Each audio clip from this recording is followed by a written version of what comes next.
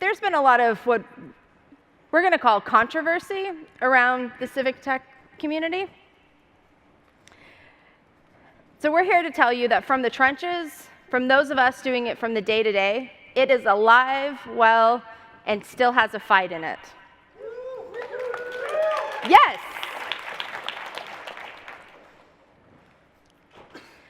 For most of us, it started 4 years ago, when the Code for America began its Brigade program.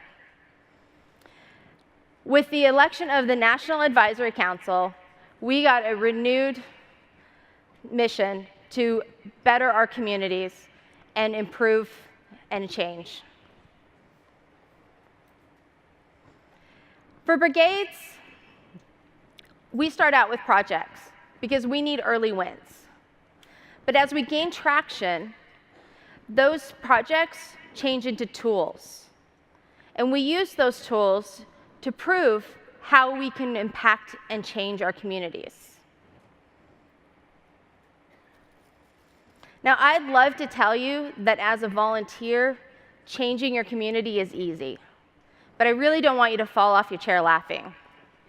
So, we're not going to go there. But for every one of those brigade members sitting out there, for everyone who's not a brigade member, I want you to hug a brigade member. Because they deserve it. It's not easy.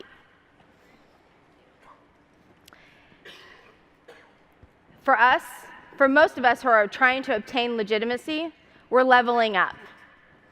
Miami, Charlotte, and Houston have opted for 501(c)(3) status.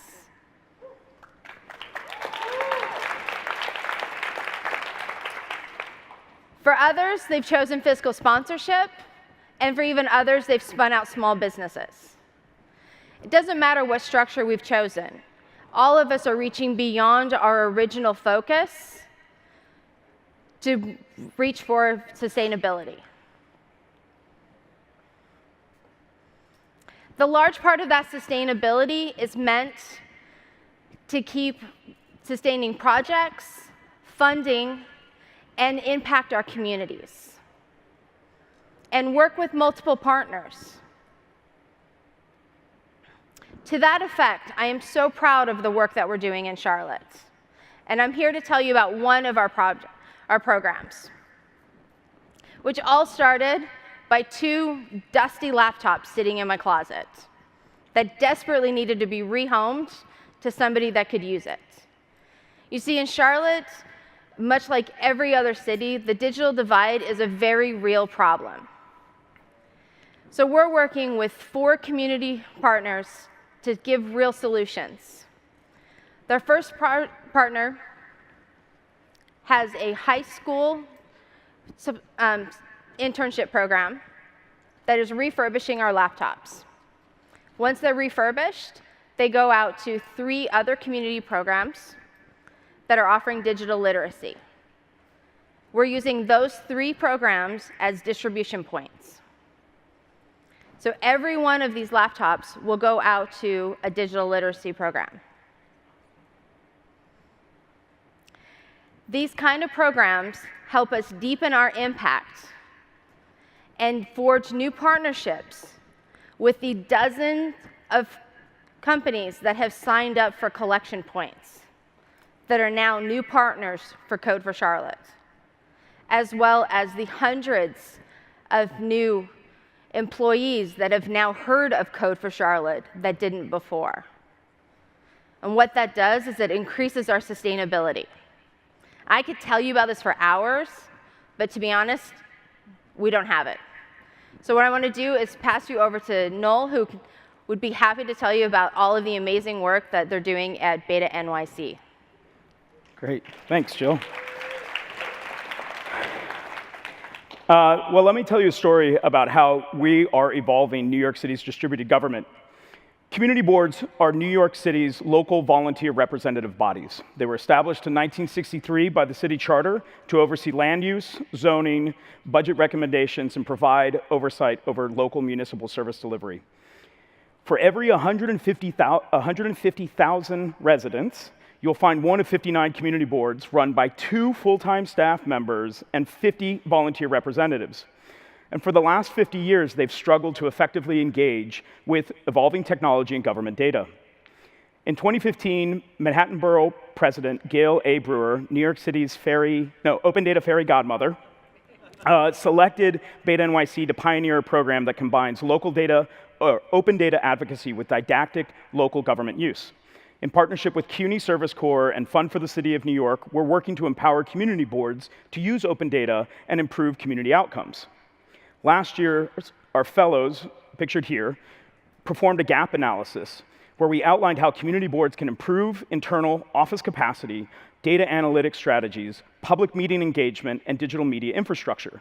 This year, we're repackaging our curriculum to be more accessible and to be a digital civic literacy program that empowers the public to embrace open data as an advocacy tool. Our two programs are how we're churning advocacy and process to improve policy and data. So across the Brigade Network, there are many stories to tell.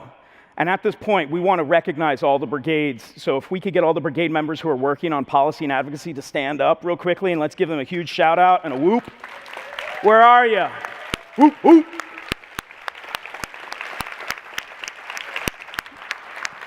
Thank you, brothers and sisters. So I just want to go through 3 quick stories. The first story comes from Chicago, and it's an exciting story about improving service delivery. This story comes from Claire Micklin, and after launching the My Building Doesn't Recycle app, an improved recycling ordinance came up for debate in the Chicago City Council.